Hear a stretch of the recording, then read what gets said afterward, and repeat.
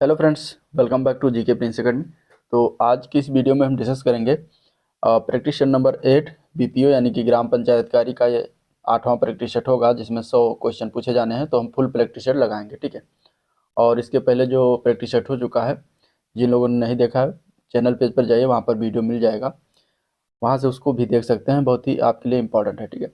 तो अभी चलिए इसको स्टार्ट करते हैं। स्टार्ट करने से पहले अगर आप लोग चैनल पर नए हो, अभी तक सब्सक्राइब नहीं किया तो चैनल को सब्सक्राइब करें, साथ ही साथ वीडियो को भी लाइक करें और अपने दोस्तों में ज़्यादा से ज़्यादा शेयर करें, ठीक है। पहला क्वेश्चन देखते हैं। पंचायती राज का मुख्य उद्देश्य क्या है? 4 ऑप्शन इसमें दिए गए हैं, इनमें से बताना है कि पंचायती राज का मुख्य उद्देश्य क्या होता है। पहला ऑप्शन है जनता को राजनीतिक रूप से जागृत करना। दूसरा ऑप्शन है रोजगार का सृजन करना। तीसरा ऑप्शन है जनता को विकासमूलक प्रशासन में भागीदारी योग्य बनाना। और चौथा ऑप्शन है कृषि उत्पादन को बढ़ाना, उन्हें सशक्त किया जा सके, ठीक है। तो इनमें से कौन सा ऑप्शन सही होगा, ये बताना है। तो इसका राइट आंसर हो जाएगा सी ऑप्शन, ठीक है। जनता को विकासमूलक प्रशासन में भागीदारी बनाना जो होता है वो मेन उद्देश्य होता है पंचायती राज का, ना कि उनको राजनीतिक रूप से जागृत करना, ये काम नहीं होता। और ना ही रोजगार सृजन करने का कार्य जो है पंचायती राज करती है, ठीक है। तो आंसर क्या हो जाएगा? सी ऑप्शन हो जाएगा। नेक्स्ट क्वेश्चन देखते हैं। अगला क्वेश्चन है, वो न्यूनतम जनसंख्या कितनी है जिसके नीचे यानी 73वें संविधान संशोधन अधिनियम के उपबंध के अनुसार मध्यवर्ती स्तर पर पंचायतें गठित नहीं की जा सकती हैं। तो अगर जनसंख्या 20 लाख के अंदर है या 20 लाख से कम है, तो मध्यवर्ती स्तर की जो पंचायतें हैं वो गठित नहीं किया जाता है, जो कि ये 73वां संविधान संशोधन अधिनियम 1992 के उपबंध के अनुसार मध्यवर्ती स्तर पर पंचायतें जो है ये दिया गया है, ठीक है। ठीक है, अगर किसी राज्य की जनसंख्या 20 लाख से अधिक होगी तो वहाँ पंचायत के 3 स्तर कार्य करते हैं, ठीक है। जबकि इसमें कम जनसंख्या होने पर 2 स्तर, जो कि एक ग्राम स्तर पर बनता है और एक जिला स्तर 2 स्तर पर बनता है। तो ये चीज़ें याद रखिएगा। अगला क्वेश्चन है, भारतीय संविधान के किस भाग में तीनों सोपानों को बनाने की परिकल्पना की गई है? तीनों सोपान यानी त्रिस्तरीय जो पंचायती राज है वो भारतीय सोपान में किस भाग में ये किया गया है, ठीक है। कहा गई है, कही गई है बातें, ये बताना है। इसका आंसर क्या होगा? तो आंसर इसका हो जाएगा ए ऑप्शन, ठीक है। भारतीय संविधान का भाग 9 जो है, यहाँ पे तीनों स्तर की पंचायतें बनाने की परिकल्पना किया गया है, ठीक है। भाग 9 के तहत अगर हम देखें तो अनुच्छेद जो 243, अनुच्छेद जो 243 का खा है, अनुच्छेद 243 का खा के तहत जो है प्रत्येक ग्राम में, प्रत्येक राज्य में ग्राम, मध्यवर्ती और जिला स्तर पर जो है पंचायतों का गठन किया जाएगा, ठीक है। नेक्स्ट क्वेश्चन है, पंचायत का सदस्य बनने के लिए न्यूनतम आयु कितनी होनी चाहिए? तो इजी क्वेश्चन है, इसका आंसर क्या हो जाएगा? इसका आंसर हो जाएगा बी पार्ट, ठीक है। पंचायत का सदस्य बनने के लिए जो है न्यूनतम आयु 21 वर्ष होनी चाहिए, ठीक है। और अगर आप वोटर हैं तो 18 वर्ष होने पर वोट का मतदान कर सकते हैं, लेकिन अगर पंचायत का सदस्य बनना है तो 21 वर्ष होना जरूरी है। नेक्स्ट क्वेश्चन है, ग्राम सभा स्थापित करने और ग्राम पंचायत का संचालन करने में उत्पन्न कठिनाइयों को दूर करने में कौन सक्षम होता है, ठीक है। इनमें ऑप्शन दिया गया है, न्यायालय है कि राज्य सरकार है कि कलेक्टर है कमिश्नर। तो इसमें आंसर हो जाएगा बी ऑप्शन, ठीक है। राज्य सरकार जो होता है वो क्या करता है, ग्राम सभा को स्थापित करना और ग्राम पंचायत का संचालन करने में जो है कठिनाइयां जो आती हैं उनको दूर करने का कार्य कौन करती है? राज्य सरकार करती है, ठीक है। अगला प्रश्न है, उत्तर प्रदेश पंचायती राज अधिनियम 1947 के अंतर्गत ग्राम सभा का जो है तात्पर्य क्या है? ग्राम सभा का क्या अर्थ होता है, ये बताना है। अब इस तरीके से ऑप्शन में दिया गया है। पहला ऑप्शन है, ग्राम सभा में निवास करने वाले पुरुषों के निकाय से, जो कि गलत है, केवल पुरुष ही ग्राम सभा के अंतर्गत नहीं आएंगे।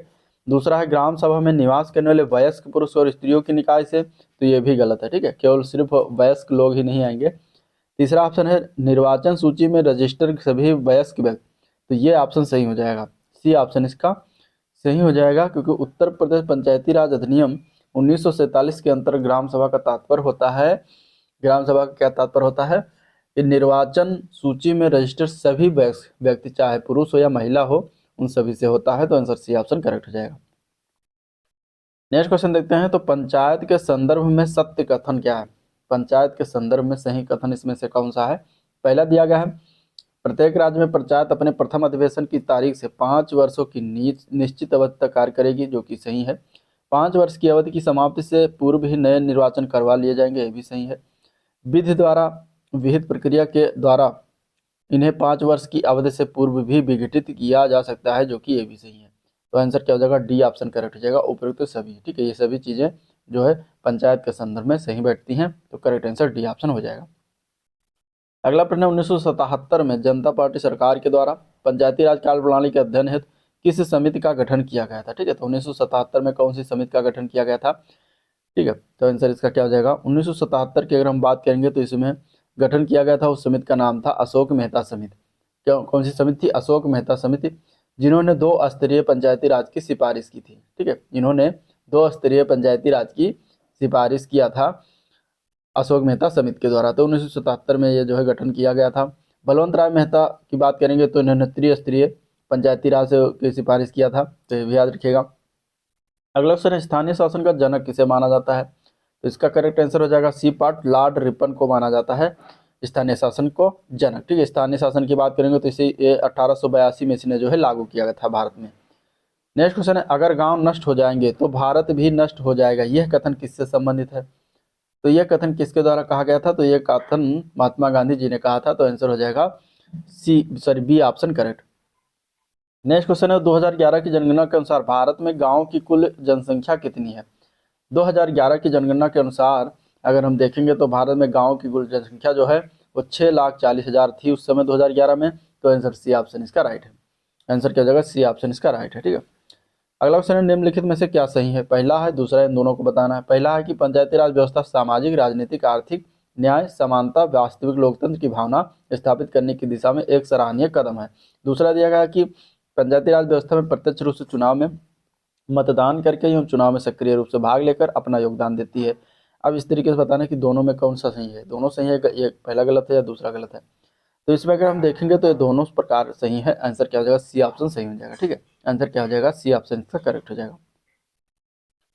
अगला क्वेश्चन है, किसी पंचायत के सबसे छोटे निर्वाचन क्षेत्र को किस नाम से जाना जाता है, तो किसी पंचायत क्षेत्र के सबसे छोटे निर्वाचन क्षेत्र जो होता है उसको हम जानते हैं वार्ड, वार्ड के नाम से जानते हैं, जो कि सबसे छोटा होता है, किसी भी पंचायत का सबसे छोटा निर्वाचन क्षेत्र होता है, ठीक है। एक पंचायत जो है अनेक वार्ड में विभाजित होती है और ये वार्ड मिलकर निर्वाचन क्षेत्र का निर्माण करते हैं। अगला क्वेश्चन, ग्राम पंचायत के संगठन को अधिसूचित करने के लिए ग्राम प्रधान के अतिरिक्त कितने सदस्यों को निर्वाचित होना आवश्यक होता है, तो इसका आंसर क्या होगा, तो इसका आंसर हो जाएगा बी पार्ट, ठीक है, 2/3 सदस्य। ग्राम पंचायत के संगठन को तब तक इस प्रकार अधिसूचित नहीं किया जाएगा जब तक ग्राम पंचायत के प्रधान और कम से कम 2/3 सदस्य निर्वाचित न हो जाएं, ठीक है। नेक्स्ट क्वेश्चन है, किस संविधान संशोधन द्वारा एक सुनियोजित पंचायती राज व्यवस्था स्थापित करने का मार्ग जो है प्रशस्त हुआ था, तो इसका आंसर क्या होगा, इसका आंसर हो जाएगा ए पार्ट, ठीक है। इंपॉर्टेंट क्वेश्चन है ये। 73वां संविधान संशोधन जो अधिनियम 1992 में आया था, इसको संसद के द्वारा पारित कराया गया, जो कि लागू कब हुआ, 24 अप्रैल 1993 को। अगला क्वेश्चन है, पंचायत चुनाव संपन्न कराने के लिए मुख्य निर्वाचन अधिकारी की नियुक्ति किसके द्वारा किया जाता है, तो पंचायत चुनाव संपन्न करवाने के लिए मुख्य निर्वाचन अधिकारी की नियुक्ति जो किया जाता है वो राज्य सरकार करती है। आंसर सी ऑप्शन करेक्ट हो जाएगा, ठीक है, राज्य सरकार। आंसर क्या हो जाएगा, सी ऑप्शन करेक्ट हो जाएगा। अगला क्वेश्चन है, राज्य निर्वाचन आयोग क्या है। राज्य निर्वाचन आयोग की बात करेंगे तो ये एक संवैधानिक संस्था है, ठीक है, एक संवैधानिक संस्था राज्य निर्वाचन आयोग। आंसर क्या हो जाएगा, डी ऑप्शन करेक्ट हो जाएगा। अगला क्वेश्चन है, किसी पंचायत की अवधि की समाप्ति से पूर्व पंचायत के विघटन का गठित पंचायत की अवधि कितनी होती है, तो जब किसी पंचायत की अवधि समाप्ति से पहले अगर पंचायत विघटन हो जाए तब जब गठित होगी जो पंचायत की उसकी अवधि होती है, जो शेष अवधि बचती है वही शेष अवधि हो जाएगी, ठीक है। यानी कि जितना मान लीजिए 5 साल का जो कार्यकाल होता है, अगर 5 साल पहले मान लो 2 साल पर विघटन हो गया, तब जब 2 साल के बाद जब सरकार बनाएंगे या गठित होगी तब वो जो है 3 साल जो बचेगा वो उसका जो है अवधि हो जाएगा, ठीक है। तो आंसर क्या हो जाएगा, बी पार्ट, शेष अवधि। नेक्स्ट क्वेश्चन, राज्यसभा के सदस्यों का और राज्य की विधान परिषद के सदस्यों का पंचायत समिति एवं जिला पंचायत में प्रतिनिधित्व के लिए उपबंध की व्यवस्था किस अनुच्छेद में किया गया है, ठीक है। इसका आंसर क्या हो जाएगा, इसका आंसर हो जाएगा ए पार्ट, 243 के गा के 3 घ में जो है ये इसके अनुसार कहा गया कि विधानमंडल राज्यसभा एवं राज्य विधान परिषद के सदस्यों को मध्यवर्ती स्तर की पंचायत और जिला स्तर की पंचायत में प्रतिनिधित्व से संबंध का है उपबंध करती है। नेक्स्ट क्वेश्चन है, पंचायतों को संवैधानिक दर्जे की प्राप्ति ग्राम पंचायतों के विकास के किस चरण में हुआ है? तो ग्राम पंचायतों के विकास के चरण में अगर हम बात करेंगे तो ये 6वें चरण में जो है पंचायतों को जो है क्या संवैधानिक दर्जा प्रदान किया गया था, और 24 अप्रैल 1993 को जो है ये प्रदान किया गया था। तब जो है 6वां चरण चल रहा था पंचायती राज का। उत्तर प्रदेश में गांव सभा और गांव समाज के क्षेत्राधिकार का सम्मेलन कब किया गया? तो उत्तर प्रदेश में इन दोनों का सम्मेलन किया गया था 1955 में। कब किया गया था? 1955 में, ठीक है। और ये जब था 1955 में तो पंचायत के विकास का दूसरा चरण चल रहा था, और उसी समय जो है उसी में दूसरा आम चुनाव जो संपन्न हुआ, जिसमें गांव सभा और गांव समाज के क्षेत्राधिकार को जो है एक कर दिया गया था। नेक्स्ट क्वेश्चन है, किस वर्ष में नरेगा का नाम बदलकर महात्मा गांधी राष्ट्रीय ग्रामीण रोजगार गारंटी एक्ट कर दिया गया? तो ये नाम कब बदला गया था? तो ये नाम बदला गया था 2009 में, ठीक है। नरेगा जो नाम हुआ ये 2 अक्टूबर 2009 को जो है बदलकर नाम कर दिया गया, नया नाम, ठीक है। तो आंसर क्या हो जाएगा? बी ऑप्शन करेक्ट हो जाएगा। सामुदायिक विकास कार्यक्रमों का उद्देश्य क्या होता है? तो देखिए, ग्रामीणों में आत्मविश्वास करना, जो कि सही है। ग्रामीणों को आत्मनिर्भर बनाना, ठीक है। ग्रामीणों के लिए नया प्रशासनिक ढांचा तैयार करना, तो ये सही है। तो तीनों उद्देश्य होता है सामुदायिक विकास कार्यक्रम का, तो आंसर डी ऑप्शन हो जाएगा उपयुक्त सभी। अगला क्वेश्चन है, संघ द्वारा उद्ग्रहित किए गए जाने वाले किंतु राज्यों के द्वारा संग्रहित और विनियोजित किए जाने वाले शुल्क का उपबंध भारतीय संविधान के किस अनुच्छेद में किया गया है? तो इसमें अगर हम बात करेंगे तो ये चीज़ें किसमें कही गई हैं? तो ये अनुच्छेद 268 के अंतर्गत बातें कही गई हैं, ठीक है।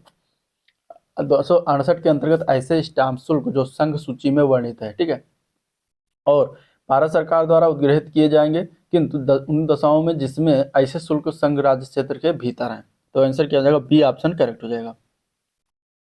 नेक्स्ट प्रश्न है, ग्राम पंचायत की अनुमानित प्राप्तियों और व्यय का विवरण उसकी बैठक में किस प्रकार के बहुमत से पारित कराया जाता है? तो इसका आंसर क्या होगा? तो इसका आंसर हो जाएगा ए पार्ट, ठीक है, साधारण बहुमत से। साधारण बहुमत से पारित कराया जाता है, आंसर ए पार्ट करेक्ट हो जाएगा। आर्थिक सर्वेक्षण केंद्रीय आर्थिक सर्वेक्षण 2017-18 के अनुसार पंचायतों को अपने राजस्व का कितना प्रतिशत भाग केंद्र और राज्य से हस्तांतरण से प्राप्त होता है? तो कितना प्रतिशत भाग प्राप्त होता है? ऑप्शन इस तरीके से दिया गया है। तो इसमें अगर हम बात करेंगे तो इसमें जो है प्राप्त होता है 95%, आंसर सी ऑप्शन करेक्ट हो जाएगा, ठीक है। जन्म मृत्यु रजिस्ट्रीकरण अधिनियम 1969 के अनुसार प्रपत्र संख्या 6 का संबंध किससे है? ठीक है, तो प्रपत्र संख्या 6 का संबंध की अगर हम बात करेंगे तो वो हो जाएगा मृत्यु प्रमाण पत्र से होता है, आंसर बी ऑप्शन करेक्ट हो जाएगा, ठीक है।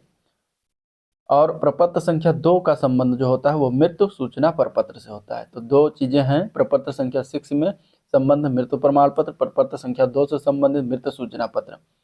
ये प्रपत्र संख्या मैंने पढ़ाया हुआ थ्योरी के अनुसार, थ्योरी में तो आप जाके थ्योरी वाला भी देखिएगा पोर्शन, उसमें सारे प्रपत्र संख्या दिए गए।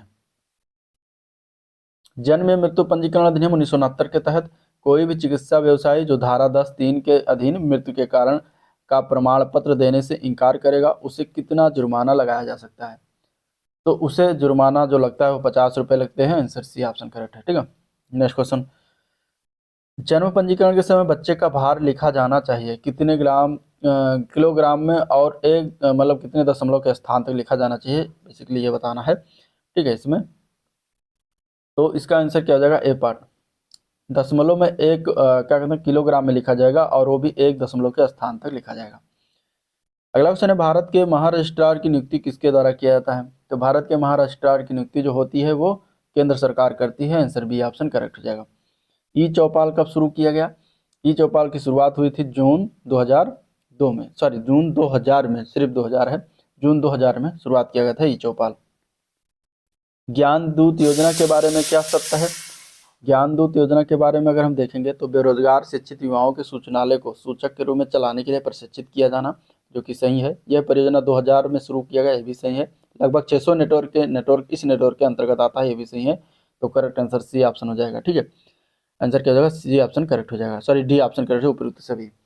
उमंग ऐप का क्या उद्देश्य होता है? उमंग ऐप की बात करेंगे तो इसका उद्देश्य की बात करेंगे तो fast track mobile net governance या एकल खिड़की सर्विस या ऑनलाइन पेमेंट। तो इसके अगर हम आंसर की बात करेंगे तो हो जाएगा डी पार्ट, उपयुक्त में से कोई नहीं, सॉरी इसका आंसर क्या हो जाएगा? इसके आंसर की बात करें तो A part, fast track mobile governance है, ठीक है। उमंग क्या है? एक मोबाइल ऐप है जिसके माध्यम से सरकार से संपर्क बनाया जा सकता है। यह एक प्रकार से फास्ट ट्रैक मोबाइल गवर्नेंस होता है। तो ये याद रखिएगा। प्रधानमंत्री रोजगार सृजन ये कब प्रारंभ किया गया था? तो प्रधानमंत्री रोजगार सृजन योजना जो है इसको प्रारंभ किया गया था 15 अगस्त 2008 को, ठीक है। तो आंसर ए पार्ट हो जाएगा 15 अगस्त 2008।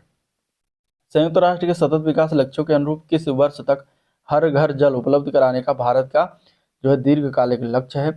तो ये लक्ष्य रखा गया 2030 तक। आंसर सी ऑप्शन करेक्ट हो जाएगा 2030, ठीक है। नेक्स्ट क्वेश्चन देखते हैं। निम्नलिखित में से कौन सा सही सुमेलित है? इसमें से सही सुमेलित बताना है। न्यूनतम आवश्यकता कार्यक्रम ये कब शुरुआत हुआ? तो 1974-75 में शुरुआत हुआ था। गलत लिखा हुआ है 1974-75, ठीक है। और ग्रामीण आवास योजना कब शुरुआत हुआ? तो 1957-58 में सही है। ग्रामीण विद्युतीकरण योजना 1969-70 में, ना कि 59-60 में, 1969-70 में स्टार्ट हुआ है, तो ये गलत हो जाएगा। 20 सूत्रीय कार्यक्रम 1981-80 दिया गया, जो कि गलत है। 1975-76 में ये स्टार्ट किया गया था। 1975-76 में ये स्टार्ट किया गया था 20 सूत्रीय कार्यक्रम, ठीक है। तो ये भी गलत है। तो यहाँ पे आपका कौन सा सही हो जाएगा? तो बी पार्ट सही हो जाएगा, जो कि सही पार्ट दिया गया है। आंसर हो जाएगा इसका बी ऑप्शन, ठीक है। आंसर क्या हो जाएगा? B option.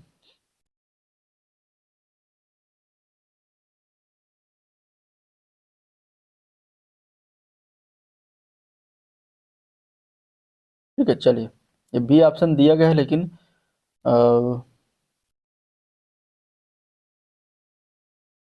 ये चीज़ें गलत दी गई हैं। यहाँ पे होना चाहिए 1957-58 होना चाहिए, ठीक है। चलिए यहाँ पे 1957-58 आप याद रखिएगा, ये सही है, बाकी सारे गलत है। अगला क्वेश्चन बताना कौन सा इसमें से सही सुमेलित दिया गया है। राष्ट्रीय परिवार नियोजन बीमा योजना की शुरुआत कब हुआ?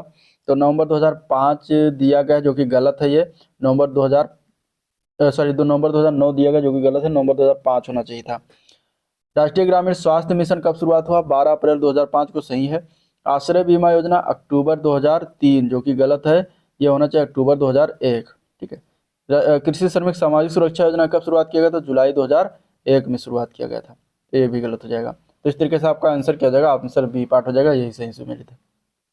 अगले क्वेश्चन, ग्राम पंचायत विकास योजना हमारी योजना हमारा विकास, ये कब लागू हुआ? तो ये लागू हुआ था 2015-16 में। आंसर ए पार्ट करेक्ट हो जाएगा, ठीक है। हमारी योजना हमारा विकास। ग्राम पंचायत में VLE का पूरा नाम क्या है? तो VLE का पूरा नाम होता है ग्राम पंचायत के क्षेत्र में विलेज लेवल इंटरप्रेन्योरशिप, ठीक है। इसका फुल फॉर्म क्या होता है? Village level entrepreneurship. Next question है, पंचायत सहायक की नियुक्ति के संदर्भ में आवेदन पत्र आमंत्रित करने की सूचना किसके द्वारा जारी की जाएगी? तो इसका आंसर क्या जाएगा? तो बी पार्ट जो ग्राम प्रधान के द्वारा जारी किया जाता है, ठीक है। अगला क्वेश्चन है, ग्राम पंचायत के किसी व्यक्ति को इंटरनेट के माध्यम से कोई कार्य संपादित करना है, तो उसकी मदद किसकी मदद लिया जाएगा? तो ये लिया जाता है पंचायत सहायक मदद करता है उसकी। कौन मदद करेगा? पंचायत सहायक मदद करेगा, ठीक है। इसके बारे में डिटेल अगर देखना है तो आपको थ्योरी वाला पोर्शन जरूर देख लीजिएगा, वहाँ पर आपको मिल जाएगा। पंचायत सहायक का निम्नलिखित में से कौन सा कार्य नहीं है इनमें से? तो इनमें से अगर देखा जाए, आय प्रमाण पत्र बनवाना होता है, जाति प्रमाण पत्र बनवाना ये भी होता है, निवास प्रमाण पत्र बनवाना ये भी होता है, लेकिन अंक पत्र बनवाना कार्य नहीं होता पंचायत सहायक का। तो आंसर हो जाएगा आपका D option correct. Next question है, वर्ष 1991 में किस देश ने नागरिक घोषणा पत्र को एक राष्ट्रीय कार्यक्रम के रूप में जो है प्रस्तुत किया था? तो ये प्रस्तुत किया गया था ब्रिटेन के द्वारा। आंसर इसका क्या हो जाएगा? डी ऑप्शन करेक्ट हो जाएगा। पंचायत में कौशल प्रशिक्षण कार्यक्रमों में नामांकन के लिए किससे अनुरोध किया जा सकता है? तो आंसर हो जाएगा सभी से, ठीक है। पंचायत अध्यक्ष, पंचायत सचिव, प्रधान, इन सभी से किया जा सकता है। मनरेगा जॉब कार्ड के आवेदन के लिए क्या आवश्यक नहीं है? तो इसका आंसर क्या हो जाएगा? इनमें से अगर देखा जाएगा तो जो मनरेगा जॉब कार्ड है वो आधार आवश्यक होता है, फोटो भी होता है, बैंक खाता, ये तीनों आवश्यक होता है। ग्राम सभा की नागरिकता आवश्यकता नहीं है, ठीक है। तो आंसर डी ऑप्शन करेक्ट हो जाएगा। अभी तक भारत के कितने ग्राम पंचायतों द्वारा नागरिक चार्टर को अपनाया गया है? तो अभी तक अगर हम देखेंगे तो 2.15 लाख भारत के में जो है ग्राम पंचायतों के द्वारा नागरिक चार्टर को अपना लिया गया है। तो आंसर इसका सी ऑप्शन करेक्ट हो जाएगा, ठीक है। सॉरी, 2.15 लाख है। अगला क्वेश्चन है, पर्वतीय क्षेत्र, मरुक्षेत्र, मरुभूमि क्षेत्र, जनजातीय क्षेत्र की कितनी आबादी की बसावट वाले गांव को प्रधानमंत्री ग्राम सड़क योजना से जोड़ा जाएगा? तो इसके आंसर की बात करेंगे तो आंसर हो जाएगा इसका 250, ठीक है। प्रधानमंत्री ग्राम सड़क योजना जो है इसको शुरुआत कब किया गया था? तो 25 दिसंबर 2000 को शुरुआत ये किया गया था। और इसमें पर्वतीय क्षेत्र है, मरुभूमि क्षेत्र है, और इसके साथ ही साथ जनजातीय क्षेत्र, तो इसमें 250 की आबादी अगर है तो वहाँ पर उन गाँवों को प्रधानमंत्री ग्राम सड़क योजना में जोड़ा जाएगा। ठीक है, प्रधानमंत्री ग्रामीण आवास योजना कब लॉन्च किया गया था? तो ये लॉन्च हुआ था वर्ष 2015 में। आंसर इसका ए पार्ट करेक्ट हो जाएगा, वर्ष 2015। स्वच्छ भारत मिशन कब शुरू किया गया? तो स्वच्छ भारत मिशन की शुरुआत हुई थी 2 अक्टूबर 2014 को। आंसर बी ऑप्शन करेक्ट हो जाएगा। ठीक है, स्वच्छ भारत मिशन की शुरुआत कब हुई थी? 2 अक्टूबर 2014 को। समाजवादी पेंशन योजना को स्थानांतरित कर मुख्यमंत्री पेंशन योजना कब प्रारंभ कर दिया गया? तो ये प्रारंभ किया गया था 1 अप्रैल 2018 से। आंसर इसका बी ऑप्शन करेक्ट हो जाएगा। भारत की आत्मा गांव में बसती, ये किसका कथन है? तो ये कथन कहा गया है महात्मा गांधी के द्वारा। आंसर सी ऑप्शन हो जाएगा। इंदिरा आवास योजना ये किस वर्ष प्रारंभ की गई थी? तो इंदिरा आवास योजना की शुरुआत हुआ था 1985-86 में। ठीक है, आंसर इसका क्या जाएगा? बी ऑप्शन करेक्ट हो जाएगा। इसमें क्या था कि ग्रामीण क्षेत्रों में गरीबी रेखा से नीचे रहने वाले लोगों को आवासीय सुविधा हेतु जो है धनराशि उपलब्ध करवाती थी। नेक्स्ट क्वेश्चन है, भारत सरकार ने किन योजनाओं का विलय करके 25 सितंबर 2001 को संपूर्ण ग्रामीण रोजगार योजना की शुरुआत किया था? तो इसमें जो विलय किया गया था योजना उसका है रोजगार आश्वासन योजना और जवाहर नेहरू समृद्धि, इन दोनों को विलय किया गया था। तो इस तरीके से आंसर इसका बी ऑप्शन करेक्ट हो जाएगा। ठीक है, सूखा प्रवण क्षेत्र कार्यक्रम के संदर्भ में सत्य कथन का चयन करें। पहला दिया गया सूखा प्रवण क्षेत्र कार्यक्रम 1973 में शुरुआत हुआ। दूसरा, यह एक केंद्र प्रायोजित कार्यक्रम है। तीसरा है कार्यक्रम भूमि जल पशुधन मानव संसाधनों के संरक्षण से संबंधित है। इसमें बताना है कि सत्य कथन कौन कौन सा है। तो इसमें अगर हम बात करेंगे तो तीनों संबंधित है। आंसर सही हो जाएगा, सी पार्ट, तीनों सही है। नेक्स्ट क्वेश्चन है, राष्ट्रीय ग्राम स्वराज अभियान का राज्य घटक क्या है? राष्ट्रीय ग्राम स्वराज अभियान का राज्य घटक क्या होता है? तो राष्ट्रीय ग्राम स्वराज अभियान का राज्य घटक की बात करें तो क्षमता का निर्माण और प्रशिक्षण गतिविधियां होती हैं। तो आंसर ए पार्ट करेक्ट हो जाएगा। ठीक है, अगला क्वेश्चन देखते हैं, तो आदर्श ग्राम की आबादी कितनी होनी चाहिए? तो एक आदर्श ग्राम की आबादी जो होता है वो मैदानी क्षेत्रों में 3000 से 5000 तक होनी चाहिए और पर्वतीय जनजातीय दुर्गम इलाकों में 1000 से 3000 तक होना चाहिए। तो उसको आदर्श ग्राम कहेंगे। तो आंसर सी ऑप्शन इसका राइट है। ठीक है, अगला प्रश्न देखते हैं, किसी व्यक्ति के द्वारा रजिस्टर में अपना नाम, वर्णन और निवास स्थान लिखने या अंगूठे का चिन्ह लगाने से इनकार किया जाता है तो अधिनियम की किस धारा में दंड या जुर्माने का प्रावधान है? तो इसके लिए भी प्रावधान जो कि धारा 13 के अंतर्गत प्रावधानित है। जो व्यक्ति रजिस्टर में अपना नाम का वर्णन, निवास स्थान लिखना, अंगूठे लगाने से इनकार करता है तो उसको जो है जुर्माने के रूप में 50 रुपये का दंड दिया जा सकता है। अगला क्वेश्चन है, एक आदर्श ग्राम के लिए कौन सी विशेषता आवश्यक नहीं है? ठीक है, एक आदर्श ग्राम के लिए इनमें से कौन सी एक विशेषता आवश्यक नहीं होती? तो पहला बैंकिंग सुविधा जो कि आवश्यक है, होना चाहिए। औद्योगिक विकास भी होना चाहिए। खुले में शौच से मुक्ति भी होना चाहिए। लेकिन इंटरमीडिएट कॉलेज की आवश्यकता नहीं होती आदर्श ग्राम के लिए। तो यहाँ पे आंसर आपका सी ऑप्शन हो जाएगा। नेक्स्ट क्वेश्चन है, स्मार्ट विलेज के कितने चरण होते हैं? स्मार्ट विलेज के अगर देखा जाए तो 3 चरण होते हैं। आंसर डी ऑप्शन करेक्ट है। ठीक है, इन तीनों चरणों के माध्यम से पंचायत क्या करती है? पंचायत के अंतर्गत आने वाले गाँव को स्मार्ट विलेज बनाने में सहायता मिलेगी। नेक्स्ट क्वेश्चन है, भूमि प्रबंधक समिति का कार्य क्या है? तो भूमि प्रबंधक समिति के कार्य की बात करें तो वन तथा वृक्षों का परीक्षण, अनुरक्षण तथा विकास करना, हाटों बाजारों मेलों का प्रबंध करना, तालाबों का अनुरक्षण तथा विकास करना, इस तरीके से सभी कार्य होता है। तो डी ऑप्शन इसका करेक्ट हो जाएगा, उपयुक्त सभी। ठीक है, अगला प्रश्न है, जन्म मृत्यु रजिस्ट्रीकरण अधिनियम 1969 की किस धारा के अंतर्गत रजिस्ट्रेशन के स्तर पर सुधार किया जाता है? तो कौन सी धारा है जिसके अंतर्गत रजिस्ट्रेशन के स्तर पर सुधार करते हैं रजिस्ट्रीकरण में? तो वो होती है धारा 21 के अंतर्गत। आंसर इसका सी ऑप्शन करेक्ट है। ग्राम पंचायतों के वार्षिक बजट तैयार करने का दायित्व किसका होता है? तो ग्राम पंचायत के वार्षिक बजट का दायित्व होता है तैयार करने का ग्राम पंचायत अधिकारी को। तो आंसर इसका ए ऑप्शन करेक्ट हो जाएगा। नेक्स्ट क्वेश्चन देखते हैं, ग्राम पंचायत के भवनों एवं अन्य परिसंपत्तियों की देखभाल की जिम्मेदारी तथा उन्हें अतिक्रमण से बचाने की जिम्मेदारी किसकी होती है? तो उन्हें अतिक्रमण से बचाने की जिम्मेदारी जो होती है वो पंचायत सेक्रेटरी की होती है। ये बात याद रखिएगा। ठीक है, अगला क्वेश्चन है, ग्राम स्वास्थ्य एवं पोषण दिवस के लाभार्थी कौन कौन से होती हैं? तो ग्राम स्वास्थ्य एवं पोषण दिवस के लाभार्थी की बात करें तो ग्रामीण महिलाएं, गर्भवती महिलाएं होती हैं, बच्चे होते हैं जो कि 0 से 5 वर्ष वाले, और धात्री महिलाएं होती हैं, माताएं होती हैं। तो इस तरीके से तीनों ऑप्शन सही हो जाएगा। आंसर डी ऑप्शन करेक्ट है। ठीक है, साथ ही साथ इसके अलावा अगर किशोरी बालिकाएं भी ऑप्शन मिल जाए जो कि 10 वर्ष से 19 वर्ष की किशोरियों को, बच्चियों को कहा जाता है, तो वह भी जो है इसके क्या होते हैं, इसके अंतर्गत आने वाले लाभार्थी होते हैं। ठीक है, अगला प्रश्न देखते हैं, तो अब आ गया कंप्यूटर से संबंधित। ठीक है, 65 के बाद कंप्यूटर का क्वेश्चन देखेंगे। 8 बिट शब्द लंबाई वाले एक माइक्रो प्रोसेसर बिट डाटा को एक साथ प्रोसेस कर सकता है। तो एक साथ कितने बिट डाटा को जो है प्रोसेस कर सकता है, क्वेश्चन ये पूछा गया है। तो 8 बिट शब्द जो लंबाई वाले होते हैं, एक माइक्रो प्रोसेसर होता है, वो 8 बिट डाटा को एक साथ प्रोसेस कर सकता है। तो आंसर इसका बी ऑप्शन करेक्ट है। नेक्स्ट क्वेश्चन है कि निम्न में से कौन सा एक प्रकार का पर्सनल कंप्यूटर नहीं है इनमें से। तो पर्सनल कंप्यूटर की अगर हम बात करेंगे तो इनमें से कौन सा नहीं होगा, तो वो हो जाएगा main frame computer. Main frame computer क्या होता है, तो ये वही कंप्यूटर होते हैं जिनका उपयोग बड़े पैमाने पर प्रसंस्करण और डेटा भंडारण दोनों में किया जाता है। इस तरीके के कंप्यूटर को एक साथ कई लोग उपयोग में ले सकते हैं, ठीक है। बाकी अगर देखा जाए desktop computer, palm top computer, laptop, ये सभी क्या है, एक प्रकार का पर्सनल कंप्यूटर आता है, ठीक है, होता है, सॉरी। नेक्स्ट क्वेश्चन, निम्नलिखित में से किसका मोबाइल सिस्टम में प्रमुख महत्व है, इनमें से किसका मोबाइल सिस्टम में प्रमुख महत्व होता है, तो होता है डेटा सिक्योरिटी का। आंसर बी ऑप्शन करेक्ट है, ठीक है, डेटा सिक्योरिटी का। नेक्स्ट क्वेश्चन, प्रोलॉग स्रोत फाइलों का एक्सटेंशन क्या है। प्रोलॉग स्रोत फाइल जो होती हैं उनका एक्सटेंशन होता है .pl, ठीक है, .pl होता है, आंसर ये पार्ट हो जाएगा। अगला क्वेश्चन है USB 2.0 तकनीक रॉ थ्रूपुट क्या है। तो USB 2.0 की अधिकतम जो सिग्नलिंग दर होती है वो 480 मेगा पर MB पर सेकंड होती है, उच्च गति या उच्च बैंडविड्थ होती है। तो आंसर क्या हो जाएगा, 480 MBps। नेक्स्ट क्वेश्चन देखते हैं। तो कंप्यूटिंग सेवाएं जैसे डाटा स्टोरेज, सर्वर और इंटरनेट पर डाटाबेस के वितरण को किस रूप में जाना जाता है। तो ये हम जानते हैं क्लाउड कंप्यूटिंग के रूप में। आंसर इसका डी ऑप्शन करेक्ट है, क्लाउड कंप्यूटिंग, ठीक है। अगला क्वेश्चन, ICT का फुल फॉर्म बताना है। ICT का फुल फॉर्म क्या होता है। ICT का फुल फॉर्म होता है information and communication technology. Answer B option correct हो जाएगा। नेक्स्ट क्वेश्चन है FQDN का फुल फॉर्म क्या है। FQDN का फुल फॉर्म होता है फुल्ली क्वालिफाइड डोमेन नेम, ठीक है। इसका फुल फॉर्म क्या हो जाएगा, fully qualified domain name. Answer क्या हो जाएगा, B option correct.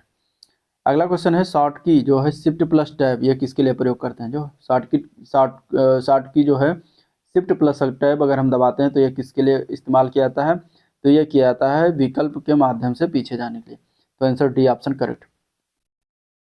Next question है हेडर और फूटर डालने के लिए किस मेनू का पर क्लिक करते हैं। तो हेडर एंड फूटर डालने के लिए हम इंसर्ट मेनू पर क्लिक करते हैं। आंसर ये पार्ट करेक्ट हो जाएगा। अगला क्वेश्चन है मेल मर्ज का क्या कंपोनेंट है। मेल मर्ज किसका कंपोनेंट है, तो मेल मर्ज होता है ये MS वर्ड में, ठीक है, MS वर्ड का कंपोनेंट है। तो आंसर इसका ये ऑप्शन करेक्ट है। नेक्स्ट क्वेश्चन, MS एक्सेल 2019 में प्रोटेक्टेड, ठीक है, प्रोटेक्टेड वर्कशीट पर निम्नलिखित में से किस संचालन की अनुमति नहीं है। तो MS वर्ड 2000 MS एक्सेल 2019 में अगर देखा जाएगा तो डिलीट द वर्कशीट जो होता है, प्रोटेक्टेड वर्कशीट में डिलीट द वर्कशीट संचालन की अनुमति नहीं होती। तो correct answer C option correct हो जाएगा, डिलीट द वर्कशीट। अगला प्रश्न, अगला क्वेश्चन है निम्नलिखित में से कौन सी ऑनलाइन भुगतान प्रणाली है इनमें से। तो ऑनलाइन भुगतान प्रणाली इनमें से अगर देखा जाए कैश ऑन डिलीवरी, इसमें तो सीधा डायरेक्ट कैश दिया जाता है। कैश बिफोर डिलीवरी ये भी नहीं होगा। डिमांड ड्राफ्ट ये भी नहीं होगा। NEFT यानी कि नेफ्ट, तो ये ऑनलाइन भुगतान प्रणाली होता है। नेशनल इलेक्ट्रॉनिक फंड ट्रांसफर इसको कहते हैं, जो कि एक तरीका ये पूरे भारत में बैंकों को बीच जो है क्या करता है, फंड ट्रांसफर करता है, ठीक है, ऑनलाइन। तो आंसर इसका डी ऑप्शन करेक्ट है। Next question, palm operating system किसका उदाहरण है। तो पाम ऑपरेटिंग सिस्टम जो है ये अगर हम देखेंगे तो ये सिंगल यूजर या सिंगल टास्किंग के लिए उदाहरण है। तो आंसर सी पार्ट करेक्ट है। नेक्स्ट क्वेश्चन है ऑपरेटिंग सिस्टम का कौन सा घटक कर्नेल और हार्डवेयर के साथ इंटरेक्ट करने के लिए यूजर इंटरफेस प्रदान करता है। तो वो होता है सेल, ठीक है, आंसर क्या जाएगा, सेल। सेल जो होता है एक ऑपरेटिंग सिस्टम का घटक है जो यूजर के साथ जो है इंटरेक्ट करता है। अगला क्वेश्चन अब देखेंगे उत्तर प्रदेश से, 20 क्वेश्चन लास्ट का। निम्न में से कौन सी भाषा उत्तर प्रदेश की दूसरी राज्य भाषा है। तो पहली तो हिंदी हो जाएगी, ठीक है, और दूसरी की अगर हम बात करेंगे तो वो है Urdu. Answer C option correct हो जाएगा, उर्दू, ठीक है। 1989 में एक अधिनियम के साथ जो है इसको उर्दू राज्य को हिंदी के अतिरिक्त जो है राजभाषा के रूप में जोड़ा गया, जो कि ये दूसरी राजभाषा बनी। 1991 से 2001 के दौरान उत्तर प्रदेश में साक्षर व्यक्तियों के प्रतिशत वृद्धि कितनी हुई। तो इसके आंसर की बात करेंगे तो इसका आंसर हो जाएगा बी ऑप्शन, 16.7% की जो है वृद्धि हुई थी, ठीक है, 16.7% की वृद्धि हुई थी। और 2001 से लेकर 2011 के दशक में उत्तर प्रदेश साक्षर व्यक्तियों की प्रतिशत वृद्धि थी 11.34। नेक्स्ट क्वेश्चन है 2011 की जनगणना के अनुसार निम्न में से उत्तर प्रदेश किस जिले की जनसंख्या सबसे अधिक थी। तो उत्तर प्रदेश की सबसे अधिक जनसंख्या की अगर हम बात करेंगे तो वो है प्रयागराज की। आंसर सी ऑप्शन करेक्ट है। लखनऊ योजना किस विस्तार से संबंधित है? तो लखनऊ योजना जो है सड़कों के विस्तार से संबंधित है। आंसर डी ऑप्शन हो जाएगा। उत्तर प्रदेश में उर्दू को द्वितीय राजभाषा कब घोषित किया गया? तो ये घोषित किया गया था अभी ऊपर बताया 1989 में। आंसर सी ऑप्शन करेक्ट हो जाएगा। उत्तर प्रदेश में कृषि विश्वविद्यालय की संख्या कितनी है? तो अभी देखा जाए तो टोटल 5 है। ठीक है, पहला है चंद्रशेखर आजाद कृषि विश्वविद्यालय जो कि कानपुर में पड़ता है। इसके अलावा दूसरा अगर हम बात करें तो नरेंद्र देव कृषि विश्वविद्यालय कहाँ पड़ता है? अयोध्या में। इसके अलावा नरेंद्र देव के बाद सैम हिंगिस बाटम कृषि विश्वविद्यालय कहाँ? प्रयागराज। इसके अलावा अगर हम देखेंगे तो सरदार वल्लभ भाई पटेल कृषि विश्वविद्यालय मेरठ में है, और साथ ही साथ बांदा कृषि विश्वविद्यालय बांदा में पड़ता है। तो इस तरीके से 5 याद रखिएगा। नेक्स्ट क्वेश्चन देखते हैं। निम्नलिखित जनजातियों में से किसकी संख्या उत्तर प्रदेश में सर्वाधिक है? इनमें से तो उत्तर प्रदेश में सबसे देखा जाएगा तो थारुओं की संख्या ज़्यादा है। तो आंसर क्या हो जाएगा? बी ऑप्शन करेक्ट है। राष्ट्रीय कवि मैथिली शरण गुप्त का जन्म उत्तर प्रदेश किस शहर में हुआ था? तो इनके जन्म की अगर हम बात करेंगे तो ये हुआ था झांसी में। ठीक है, आंसर इसका क्या हो जाएगा? C option. उत्तर प्रदेश शासन ने संगीत रत्न पुरस्कार किसकी स्मृति में प्रारंभ किया है? तो उस्ताद बिस्मिल्लाह खां की स्मृति में प्रारंभ किया है 2006 को। आंसर इसका क्या हो जाएगा? ठीक है, आंसर इसका क्या हो जाएगा? आंसर इसका हो जाएगा C option correct. Next question. Awadh राज्य से अवध भी कहा जाता है, पर 1722 से 1856 तक मुस्लिम शासकों का शासन था। अवध पर शासन करते समय शासकों ने निम्नलिखित में से कौन सी उपाधि जो है धारण की थी? तो अवध राज्य पर जो शासन करते थे उनको जो है उपाधि जो दिया गया था वो था नवाब। ठीक है, आंसर सी ऑप्शन करेक्ट है। मध्यकाल में उत्तर प्रदेश किस जनपद को शिक्षा का केंद्र होने का सिराजे हिंद कहा जाता था? तो वो कौन सा क्षेत्र था, वो कौन सा जिला था? तो वो है जौनपुर। ठीक है, जौनपुर को सिराजे हिंद कहा जाता था। उत्तर मध्य रेलवे का मुख्यालय कहाँ पर अवस्थित है? तो ये इलाहाबाद प्रयागराज में स्थित है। आंसर ए पार्ट हो जाएगा। नेक्स्ट क्वेश्चन में हमें मिलान करना है। अरुण शक्ति केंद्र यानी कि परमाणु शक्ति केंद्र दिया गया है, और ये किस राज्य में पड़ता है? ठीक है, गुजरात में कौन सा परमाणु शक्ति केंद्र है? तो गुजरात में पड़ता है काकरापार।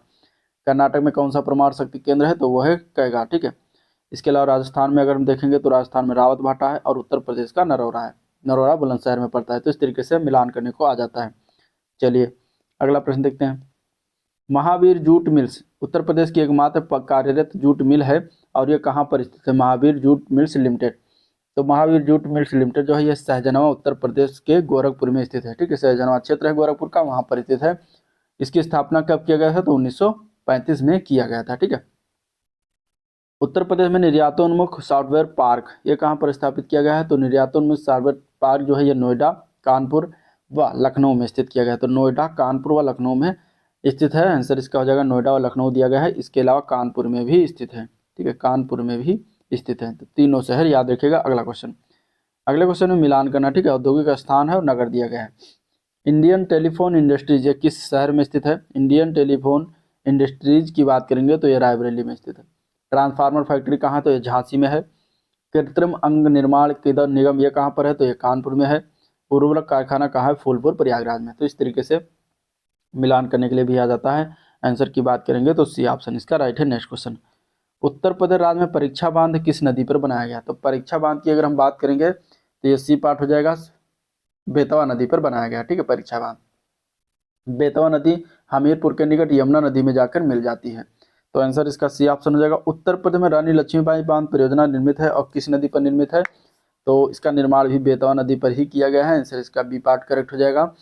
ठीक है, और यह मध्य प्रदेश और उत्तर प्रदेश सरकार की संयुक्त परियोजना है, और यह है ललितपुर, झांसी, हमीरपुर और जालौनपुर जिलों में जो है ये लगभग इससे जो है सिंचाई किया जाता है। नेक्स्ट क्वेश्चन है लंगड़ा आम।